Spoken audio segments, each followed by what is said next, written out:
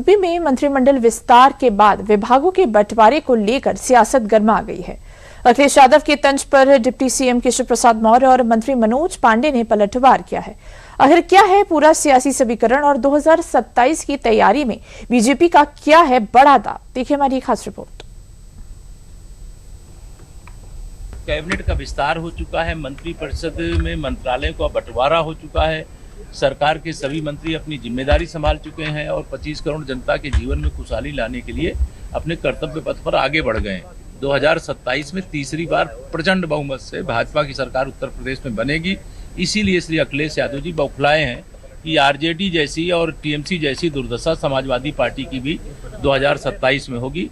इसलिए वो बौखलाहट में है, घबराहट में है, इसलिए इस प्रकार की टिप्पणी करते हैं। बयानों के ये तीर और ये तासीर यूपी में 2027 विधानसभा चुनाव की आहट से पहले सियासत की गर्माहट को बयां करने के लिए काफी है। पहले बिहार और फिर बंगाल में बम्पर बहुमत के साथ बीजेपी के राज का ऐतिहासिक आगाज होने के बाद अब पार्टी यूपी की सत्ता में हैट्रिक जमाने की कवायद में लग गई है, जिसके तहत हालिया कैबिनेट विस्तार के पूरे 7 दिन बाद यानी 17 मई को 8 नए मंत्रियों को उनके विभागों की जिम्मेदारी मिल गई है, जिसे लेकर यूपी में समाजवादी पार्टी की ओर से सियासी बयानबाजी भी तेज हो गई है।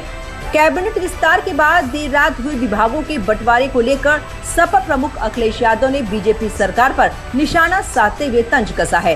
अखिलेश यादव ने एक्स पर पोस्ट शेयर कर लिखा कि अपने लोग फिस आन गांव का सिद्ध।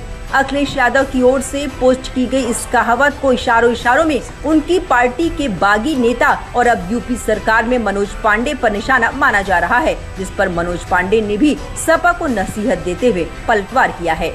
मैं किसी एक तो ट्वीट का कोई जवाब नहीं देता और कौन क्या विचारधारा रख रहा है। हमें तो लगता है कि व्यक्ति को पहले अपना घर ठीक करना चाहिए, अपना मोहल्ला ठीक करना चाहिए, अपनी बस्ती ठीक करनी चाहिए, अपने जिलों को ठीक करना चाहिए और फिर उसके बाद किसी दूसरे को सीख देनी चाहिए। दरअसल हालिया कैबिनेट विस्तार में बीजेपी ने सपा से बगावत कर पार्टी में आए मनोज पांडे को मंत्री बनाया है। आइए अब जान लेते हैं कि हाल ही में विधायक से मंत्री बन गए चेहरों को क्या विभाग मिला है।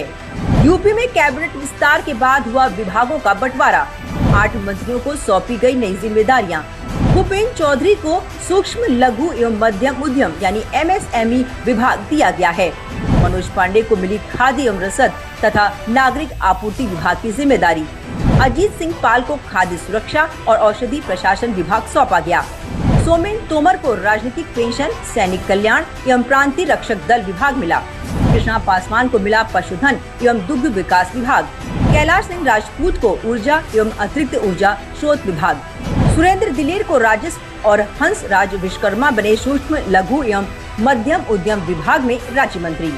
2027 विधानसभा चुनाव से पहले मंत्रिमंडल विस्तार और विभागों के बंटवारे के जरिए बीजेपी ने सोशल इंजीनियरिंग का बड़ा दांव खेल दिया है। एक ओर तो पार्टी ने अगड़े पिछड़े और दलित समाज के नेताओं को कैबिनेट में जगह देकर जातीय और क्षेत्रीय संतुलन बनाने की पूरी कोशिश की है, वहीं दूसरी ओर पार्टी ने नाराज चल रहे सहयोगियों और संगठन के समर्पित नेताओं को भी सरकार में एडजस्ट कर 2027 की चुनावी जंग के लिए किलेबंदी मजबूत कर ली है।